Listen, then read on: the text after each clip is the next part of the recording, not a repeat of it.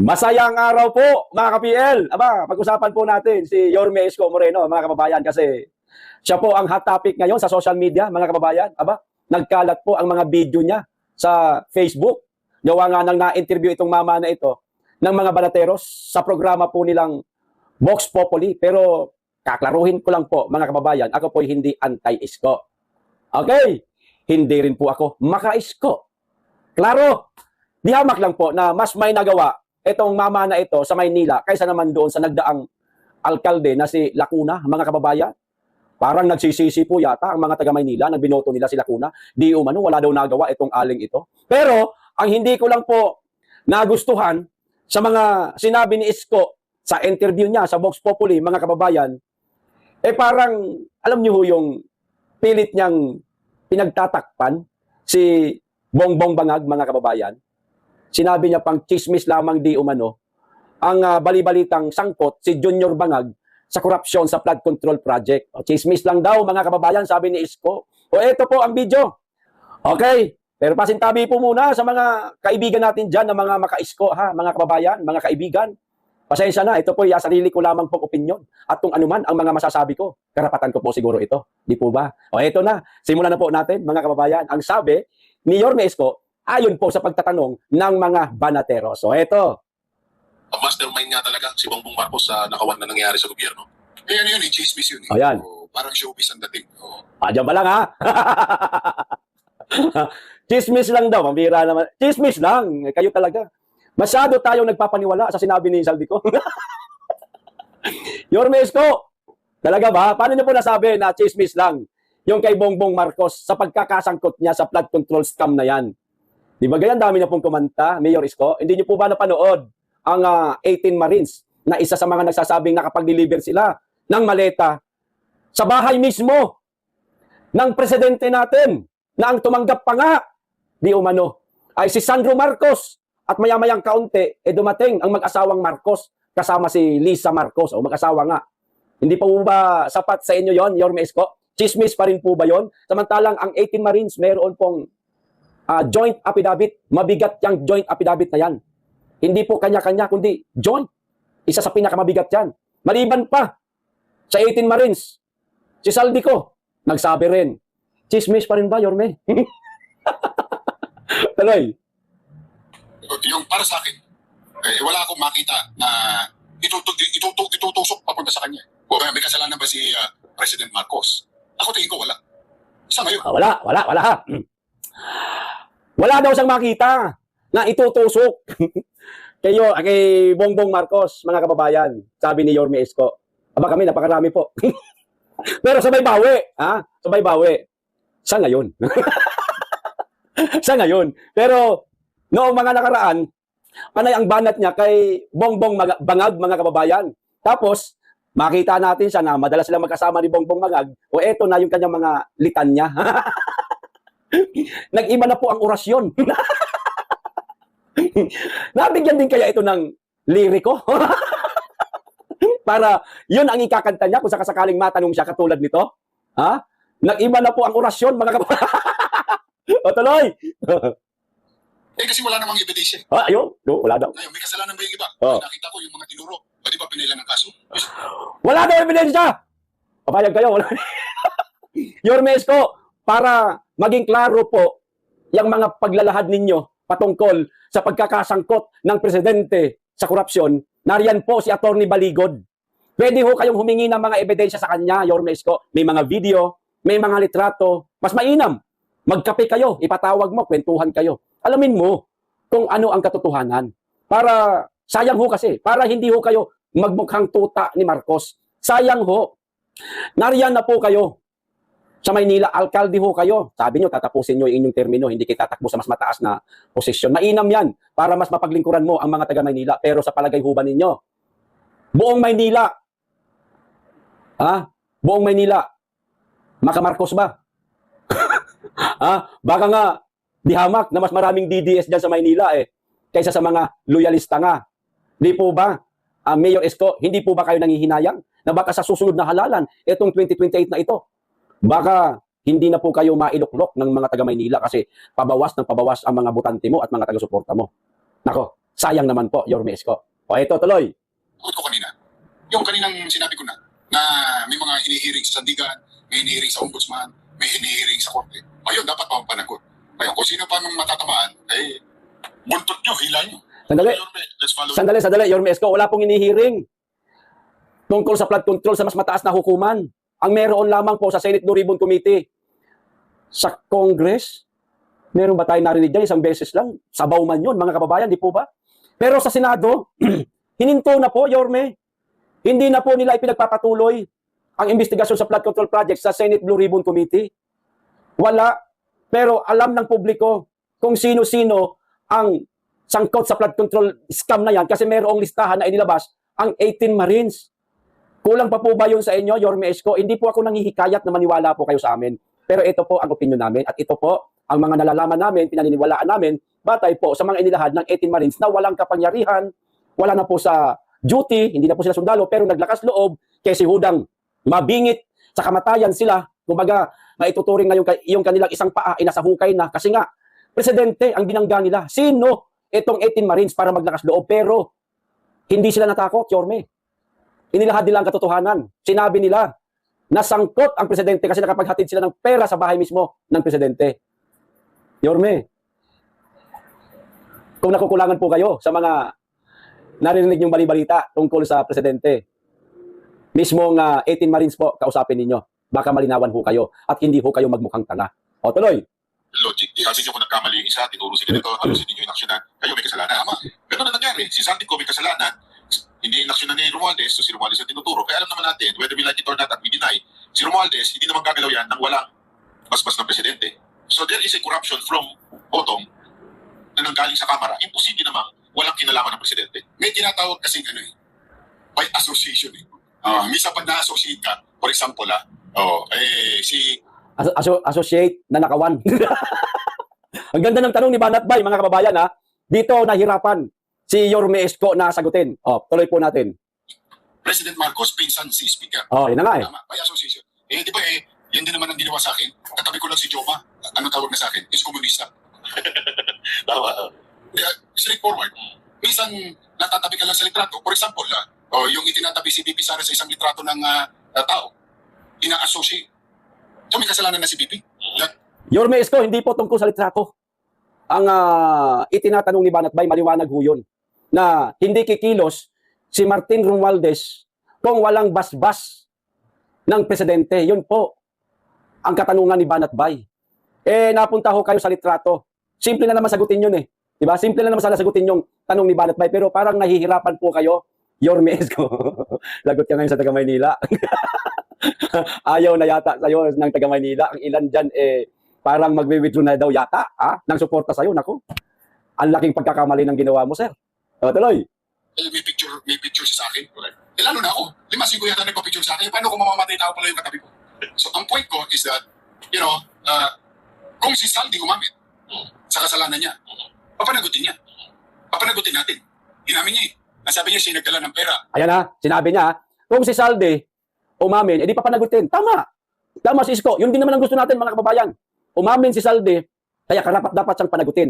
Kaso sa pag-amin ni Saldi, kasama nga ang presidente. Kasama pa ang may bahay ng presidente. Anak ng presidente, pinsan ng presidente. Sumunod na lang yung mga nasa listahan na yan, na mayroon ding mga insertion.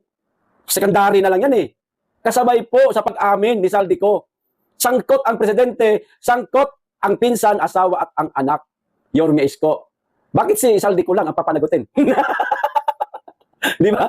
Kulang po Yorme. O, tuloy. Nang ganito, na mali-malita. O inamin niya. O papanagutin natin. May tinuro siya. O di kasuhan natin. Ayan natin, halimbawa, tinuturo. May itinuro siya. O di kasuhan natin. Hindi mo mabanggit yung pangalan ng mga itinuro ni Saldi ko. Sino-sino ba? Sa palagay mo, Yorme, ang mga itinuro o pinangalanan ni Saldi ko? Di ba nga ang Marcos Jr., Martin Romualdez, tsaka na lang yan si Sandro, tsaka na muna si Lisa. Yung magpinsan na lang muna. Di ba kaya magpinsan? Di ba? O, tuloy. Yeah, si Speaker. Meron daw silang anong tawag niya? Connivance.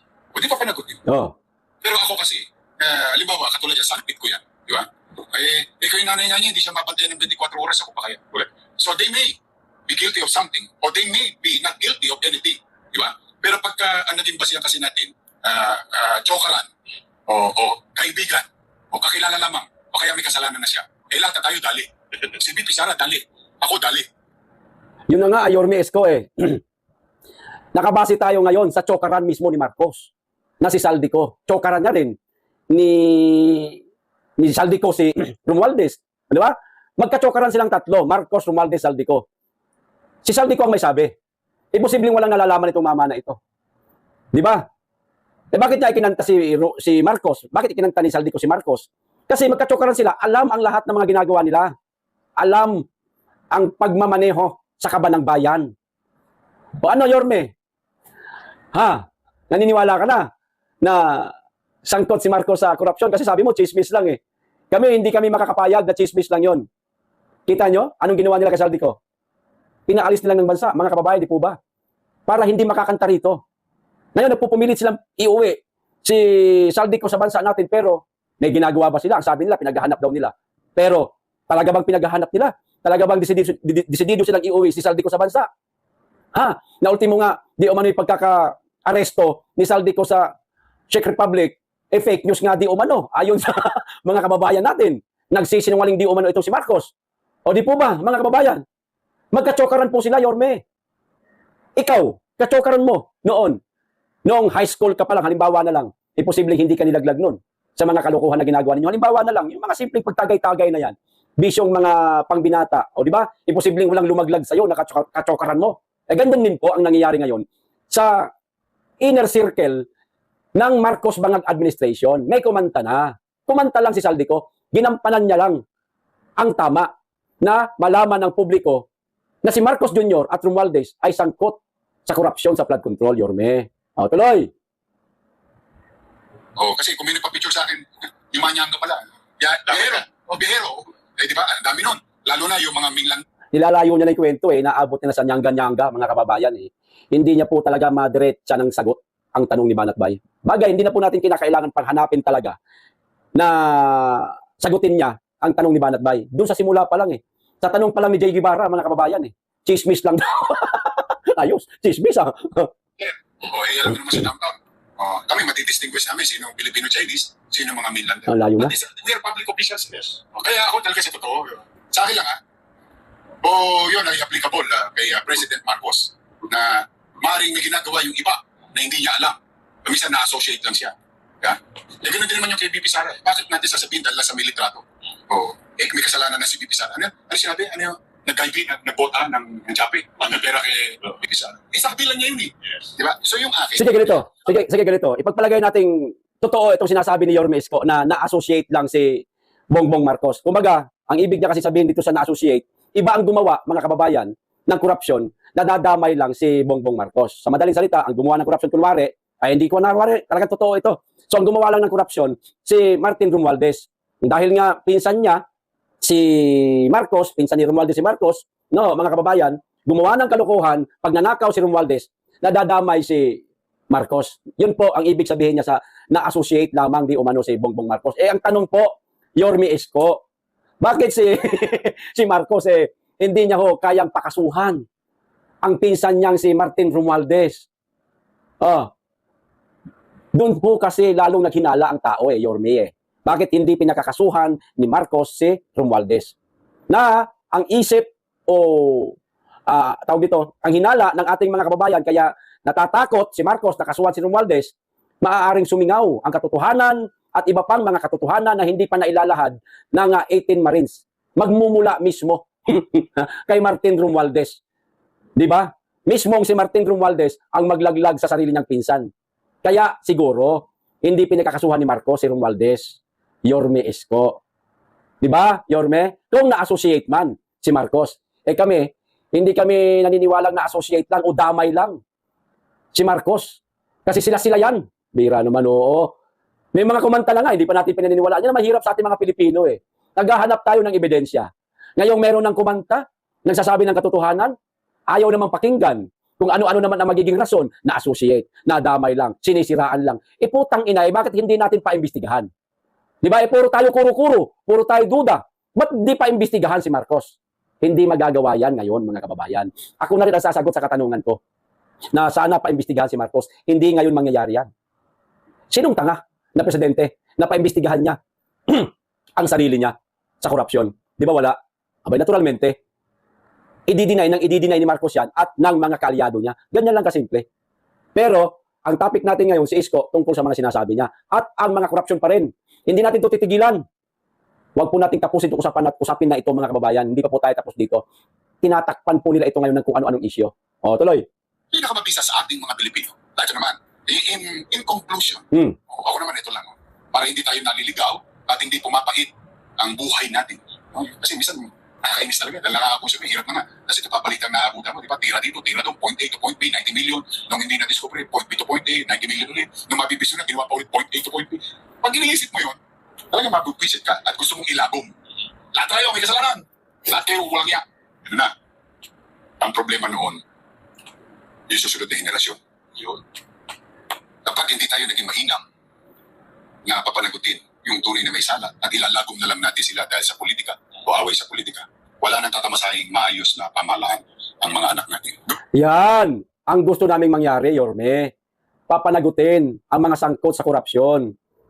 Pinangalanan na nga si Marcos Chismis pa rin. Paano na po ang susunod na henerasyon? Kayo na ho ang may sabi niyan, Yorme. Kawawa ang susunod na henerasyon. Kung hindi matatapos o matuldukan o masolusyonan itong korupsyon na nangyayari ngayon sa ating bansa, mangyayari ulit ito sa mga susunod pa na mga administrasyon. Pero sinisigurado ko, malabong mangyari ang korupsyon sa administrasyon ng mga Duterte. Sa mga susunod na mga magiging presidente maliban sa Duterte, mangyayari ulit, magbabalik ulit itong korupsyon na ito kasi ang iisipin nung panibagong presidenteng uupo, nalusot nga ni Marcos Hindi nga nakulong si Marcos, nakalusot nga gawin din natin. Di ba, mga kababayan? May concern ka naman pala sa susunod na henerasyon, Yorme Isko. Di sana, ngayon pa lang, nakita mo na ang korupsyon at kung sino ang mastermind. Huwag mo na ipagpilitan na chismis lang. May mga kumanta na, Yorme. O ito. So, you're not saying na totally clean si Presidente Marcos. Ang tanong ko nga ang ganda ng tanong ni Banat Bay, Sabi niya, Yorme, you're saying na, ano nga yun, ulitin na lang natin. Tuloy natin, ang mga anak natin. Doon tayo. So, you're not saying na totally clean si Presidente Marcos. Ang tanong ko nga Totally clean pala talaga. Talagang sinagad ni Banat Bay ang tanong Sinasabi mong malinis. Totally malinis si Marcos. O ito sagot ni Yorme. Hindi ko nga masasabi kung ako, baka mamaya may kumakalawit din sa City Hall. Nang hindi ko pa alam. I have 20,000 people under my command. Nilalayo niya yung tanong, mga kababayan Hindi, simple-simple lang sagot ng tanong ni Banat Bay Yorme, sinasabi niyo po bang totally malinis si Marcos? Napunta na po tayo sa mga tauhan niya sa Maynila. Di umano, baka daw may kumakalawit sa lungsod ng Maynila. Hindi ho yun ang magiging sagot sana. Simple lang po yes or no. Tapos, pero hindi niya po madirekta, mga kababayan. Maaaring nangangamba din itong si Yorme Isko na alam niyang maraming DDS sa Maynila. Ngayon, isang kaunting pagkakamali sa mga isasagot niya, matutumbok at malalaman ng mga taga Maynila kung ano talaga ang kulay nitong si Yorme Isko. Wala na, Yorme, tumbok na po Alam na po ng mga taga Maynila kung ano ho ang kulay ninyo. Naku, pagbutihin nyo na lang po yung inyong pamumuno dyan sa Maynila. Sana hindi magtanim ng tampo ang mga taga Maynila sa'yo. Sa susunod na halalan, sana iboto ka pa rin nila. Pero sa palagay ko, nabawasan na po ang mga taga-suporta mo, Yorme Isko. Sigurado ako dyan. Sigurado ako dyan. Bawas na ang mga taga-suporta mo. Medyo tagilid ka na sa 2028 election, Yorme. Tuloy. Totoo yung sinabi mo kanina, Bana. Yung same logic. Pag may isang nangalawit sa kalsada ron, yung namotong na lang. Pananagutan ko sa taong bayan. Kung ngayon, pabalitan ko, palalakihin ko. Yun naman pala Ikaw na may sabi Kapag kami nangangalawit, dyan sa Maynila, may nangungutong ng mga tauhan mo sa traffic, mga pulis o ano man, traffic management man, ng mga tauhan mo, nangalawit ng utong dyan, pananagutan mo sa taong bayan, ikaw mismo may sabi. May nangalawit nga, may nagnakaw nga, di ba? Which is, ito yung pinsan mismo ng presidente, at napakarami pang mga nakalista, o di kasalanan po ni Marcos. Kung mananagot yung mga nagnakaw, isa rin si Marcos na mananagot. Ganun po ba, Yorme?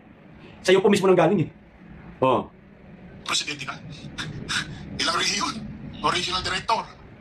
Provincial director? LGU director? Secretary, assistant secretary, and their offices. So, mahirap bantayan. Mahirap talaga bantayan. But it doesn't mean we have a bad president, we have a bad Vice President, Senate, or Congress. It may, at some point, di ba? Across, even mayor, like us. Hindi naman ako perfecto. May mga pagkukulang din ako sa buhay. Ang mastermind nga talaga. Ayun. si Bongbong Marcos, Hindi niya nasagot mga kababayan ng maayos yung katanungan ng taga Vox Populi. Hindi niya po nilinaw na si Marcos, oo, isa sa mga nagnakaw sa kaban ng bayan. Wala tayong narinig na ganyan. Sinesegue niya po yung mga yung mga sagot niya mga kababayan para lang makaiwas siya sa pagtumbok mismo kay Marcos na sangkot sa pagnanakaw. Pero obvious at halata po sa kanyang mga naging sagot mga kababayan na mas matimbang ng kapiraso ang Marcos administration. Di ho ba mga kababayan? Mas matimbang sa kanya si Junior Bangag. Ayan. Mga kababayan, yun po ay aking opinion lamang at ang aking tawag nito, reaksyon sa mga sinabi niya sa interview. Kayo na lamang po ang humusga. Lalong-lalo na kayo mga taga Maynila kay Yorme Isko Moreno, mga kababayan. Okay, eto pa isang balita, mga kababayan. Itong tungkol naman po sa pagtataka. Ayan nagtataka kasi talaga tayong lahat, mga kababayan eh. Sino ba talaga? Ayan, nagtataka tayo kung si Marcos pa ba talaga ang presidente natin? Kasi, katulad po niyan, ayan magkaiba po ang itsura nila, mga kababayan. Tuloy, napatanong ang nag-post nito, saan ka ba dito hag? Sabing ganun. Ayan nakikita ho ninyo mismong litrato, meron pong petsa yan, mga kababayan. April 12, 2026, 8:02 PM ng gabi. Ang isa naman, April 12 pa rin po, mga kababayan, 2026, 6:44 PM naman. Hindi magkalayo, ang diferensya ng oras, mga kababayan. Hindi magkalayo. Pero sa mukha ng dalawa na yan, magkalayo sila. Yung isa, napakapayat na, itong 6:44 PM. Yung isa naman, nagpakita ng mas gabi pa, alas 8:02 ng gabi, bumilog yung mukha, nagkalaman, hindi na upayat, tumaba. Tuloy, ang hinala ng ating mga kababayan, baka mayroong kadobol itong si Junior Bangag, mga kababayan. Baka may kadobol. Yan po. Pwede po bang mangyari? Ay, pwede ho. Bakit? Ito, basahin ko po itong hagilap ko po kanina sa aking pagre-research, mga kababayan, na mayroon nga talagang kadobol ang Marcos Sr. na pwede pong mangyari sa Marcos Jr. Ngayon ito, basahin ko. Nagngangalang Jesus Quevenco, mga kababayan.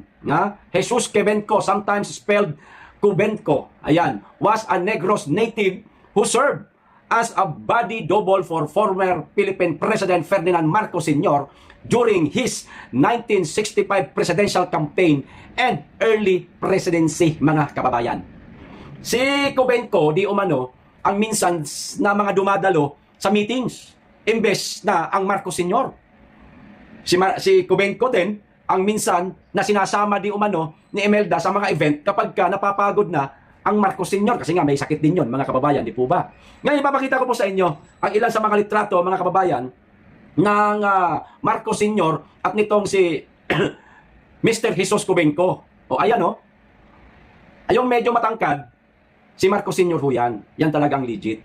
Yung medyo bababa na kaunti ang height, yan po si Jesus Cubenco, mga kababayan. Meron pang ibang litrato. Ito naman, ayan Cubenco, Jesus Cubenco, he is a Ferdinand Marcos look-alike. Cubenco doubled for the late president in some occasion. Ayan kasama niya po mismo, mga kababayan, si Imelda Marcos. Siya mismo si Jesus mismo ang ipinapakilala nitong si Imelda Marcos sa mga ilang mga okasyon. At minsan daw nagkaroon ng okasyon, mga kababayan, na wala itong si Marcos Sr. Dumating ngayon ang mga guest, ang mga inimbita, kinamayan itong si Jesus Cubenco. Sa buong pag-aakala nilang si Marcos Sr. pa rin yun. Yung pala, ang kadobo lang. Ito, picture, mga kababayan, kumakalat po ngayon sa social media. Ayan father and son, look alike double. Ayan Etong isa, question mark, may question mark sa ulo. Ito di umano yung kadobol ni Marcos Jr., mga kababayan. Yung isa dyan, yung tumabingi yung pangakaunti, si Marcos talaga. Madali lang naman po i-identify, mga kababayan, kung sino ang totoong Marcos. Simple lang. Sa pangalan po tayo magbase, mga kababayan. Kapag ka nagduda na ho kayo at yung impeach na mukha ng Marcos, totoong Marcos Jr. na nakikita natin ngayon, di ba pumayat na nga siya? Kasi nga ang sabi ni Claring, hindi na masyadong kumakain si Marcos Jr. kasi piling-pili na lang di umano yung kanyang mga kinakain. So, matik, magpapayat po talaga yung mukha. Yung araw ng kagitingan, nakita natin, ang taba, sumigla, nagkaroon ng kaunting bilog ang tiyan, na para bagang hindi dumaan sa pagjejeta, pagpapapayat o pagbaba o paghina ng pagkain na sanhi ng kanyang mga kinapayat o kanyang pagkapayat. Kinagabihan nun, naglabas ng video ang Presidential Communications Office. Video ni Marcos, kitang-kita natin ang payat. Kinaumagahan, araw ng kagitingan, naman nagulat tayo ang taba. Pero, hindi pong ngiwi ang bibig. Mga kababayan, yung pangalang po, ang pagbabasehan natin, simple lang, ganun lang kadali. Pangalawa na lang po yung pagpayat. Kasi pwede naman sabihin natin, baka kumain na, kaya medyo tumaba-taba na. Pero hindi ho. Kapag ka diverticulitis ang sakit, piling-pili na po ang kinakain yan. Kahit nga suka, bawal na yan eh. Kahit na mga citrus fruit, bawal na ho yan. Siguradong papayat talaga ang tao na mayroong ganitong sakit. At yung sakit na yan, patungo ho yan, mga kababayan. Pag lumala, ang magiging kinalabasan ho niyan, colon cancer ho. Ano ba? Atsura ng taong mayroong colon cancer. Butod ang tiyan, payat ang pangangatawan, pati ang muka. Bakit po? Ang taba ng Marcos na nakita ho natin sa araw ng kagitingan. Samantalang nung kinagabihan, naglabas ng video ang Presidential Communications Office, ang payat-payat niya na. Ayan nakikita niyo naman mga kababayan ng picture. Magkahawig sila, di ba, ni Marcos? Pero lilinawin ko, hindi ko po ipinapakalat na merong double si Marcos, ha? Ito'y duda lamang po ng ating mga kababayan. Kita nyo nga picture lang yung ating pinakita. Hindi tayo sigurado dyan. Yung duda ng ating mga kababayan, maaaring totoo, maaari ring hindi. Pero dahil nga sa nagawa ng Administrasyong Marcos Sr. na kumuha ng double, magagawa din kaya ngayon sa administrasyon ng Marcos Jr., mga kababayan? Kayo na lamang po ang humusga. Okay? Hanggang dito lang. Maraming salamat. Mag-iingat kayo lagi at higit sa lahat, mahalin po natin ang Pilipinas.